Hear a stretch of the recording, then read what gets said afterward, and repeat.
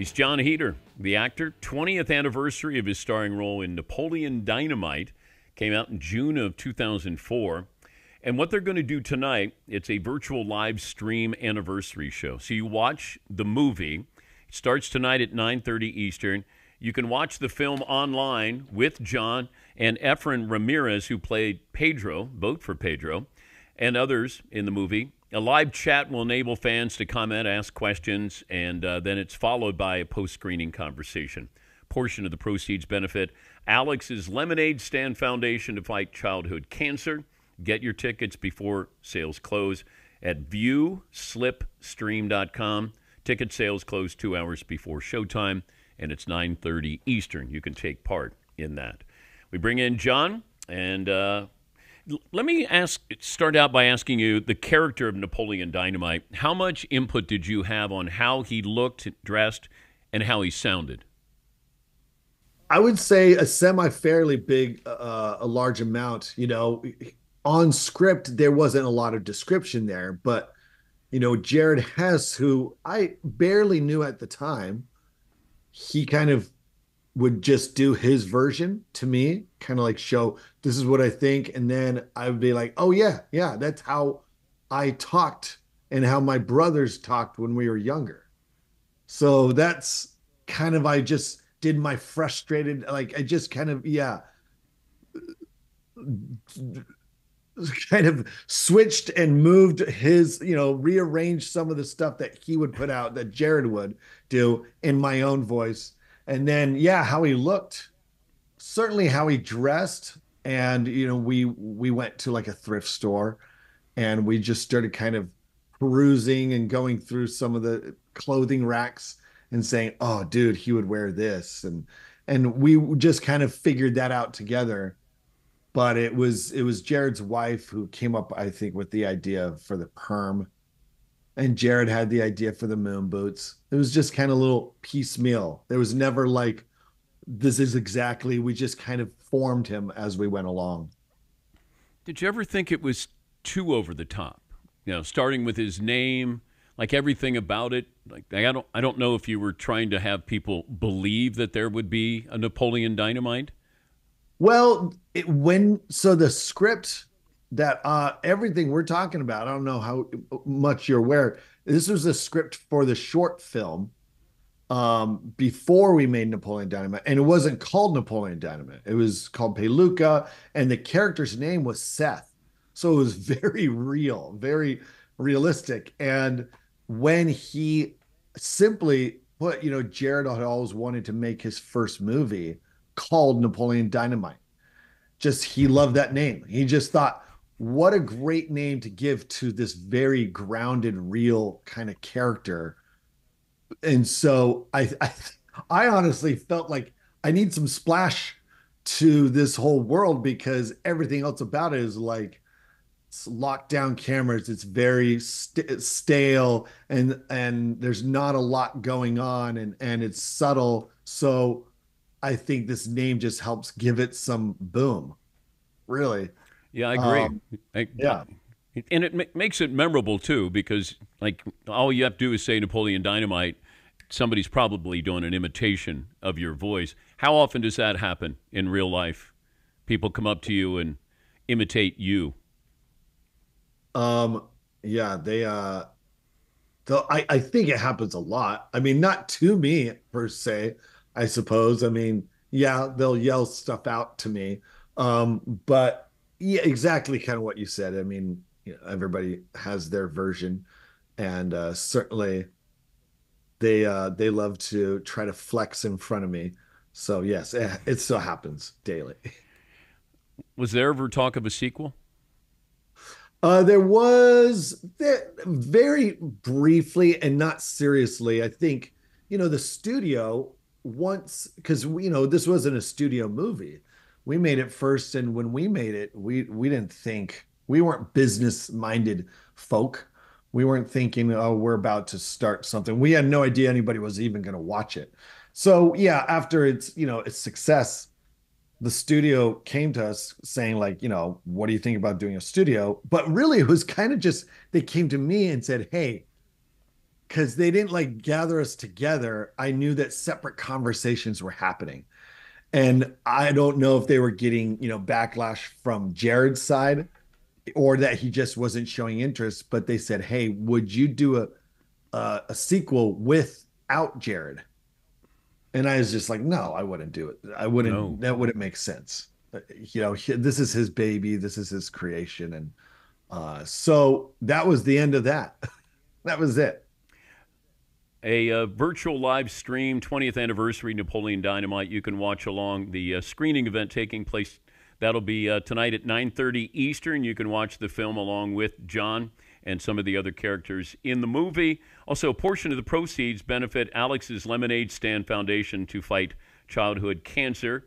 Get your tickets before sales close at viewslipstream.com. Ticket sales will close 2 hours before showtime. When did you know that you had kind of hit, like that now all of a sudden your life had changed? I think when I just kind of it felt overnight within the space of like 4 months. I knew something different was definitely afoot when we premiered at Sundance. Sundance Film Festival was its premiere, and it was the first time anybody had seen it. And we got in the very first screening for any of us, the cast members as well. We had never seen it, and we got a standing ovation. People were going nuts, and so we were like, that was the beginning. I knew there was something different, but still kind of was the beginning. And you're like, well, okay, this is an indie crowd. I don't know if this is going to go mainstream, but it was, once it hit theaters that summer, and once they brought me on to, it was David Letterman's show, and I felt like, okay, so we did something right. People When's the are last time paying. you When's the last time you dressed as Napoleon? I actually just dressed as him for we just shot this Orida tot commercial. Um I know. It gets like what took so long? I hadn't Yeah, dressed. exactly. I never dress in the character. I have a couple, items of original wardrobe that I still fit in, but no, I never dress up as, the character. But this opportunity came along for the 20th anniversary, and we thought, and I think it was just Orida and I were like, yeah, duh, why haven't we done this before? So yeah, that that was What fun. did you save from the movie? What did I save from the movie? I say, Outfits. yeah, I got I don't know if you recall, there's the pair of pants that I hide the tots in the pocket. It's like the parachute pants style pants. I kept those. I got a couple of the t-shirts and some of the posters that were hanging up in his room. I had the Vote for Pedro shirt. Um, and they gave me, everybody's like, did you get to keep the moon boots? I was like, well, I had to keep the moon boots. I don't know if I got to keep the moon boots. They were pretty nasty by the end. I kept them kind of vacuum sealed in a bag so that they wouldn't contaminate the air and poison my children. Were you were hosting Saturday Night Live when Ashley Simpson had the musical meltdown? No, it was that was her comeback. So she had already had that uh, Oh. faux pas, and then I was there for her redemption.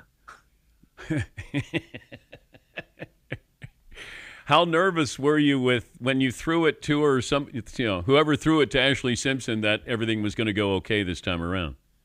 Oh, I mean, I think she was the one. I was like, oh, I got nothing to lose if she messes up again. I mean, hopefully people remember this episode for me and not her. But if she messes up again, it'll get some eyes. But I'm sure she was more dry heaving back there and just like, oh, what am I gonna do? Who's the character that you miss the most from Napoleon Dynamite?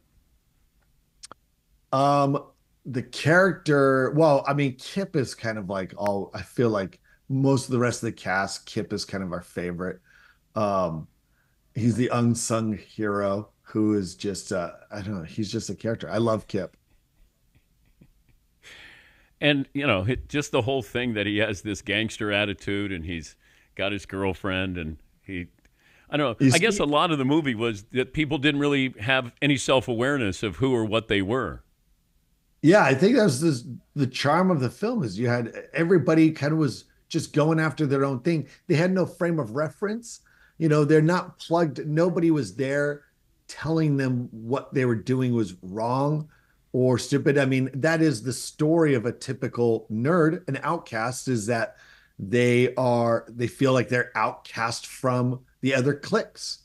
But in this world in Preston, Idaho, and small town, small, tiny town USA, even the jocks and the cool kids could take some lessons in coolery and fashion and fads and stuff. It's like no one's really telling them, and they're making their own cool. So I think, yeah, with Kip especially. I mean, Pedro, here's this brand new kid straight from Juarez, Mexico, and he runs for president and he's confident as all get out. And Kip is like, yeah, I'm gonna start dating this lady I met online, and sure, let's change my wardrobe. And everybody goes out with confidence, and I think you see Napoleon tracking that, and that's what's fun because even Napoleon has his own brand of confidence, but he still learns from others. When you go to a wedding reception, are you asked to dance? Dude, I have a trigger when I hear that song play at a club or not that I go clubbing, but any kind of event. When they play that song, I'm like, oh gosh, I start looking around, and sometimes people are aware and sometimes they're like, oh, did they play that? Um, yeah, it is. I avoid weddings now because I feel so pressured into having to perform, and I'm not my spry self that I used to be. But I still try. I still work on it. I still work on it. Yeah, but John, it could be worse. You could be Kevin Bacon in Footloose. They're going to play that song every time he goes to a wedding reception. Exactly. So I think Kevin and I are both in the same boat. We just don't attend weddings anymore. We just send Good them luck with this. a registry gift, and that's it. Good luck with the screening. Great to talk to you again. Thanks for joining us. Yeah, you too. Thank you. John Heder, 20th anniversary, big night tonight as you can do a watch-along screening. Takes place at 9:30 Eastern. ViewSlipStream.com. Ticket sales will close 2 hours before showtime.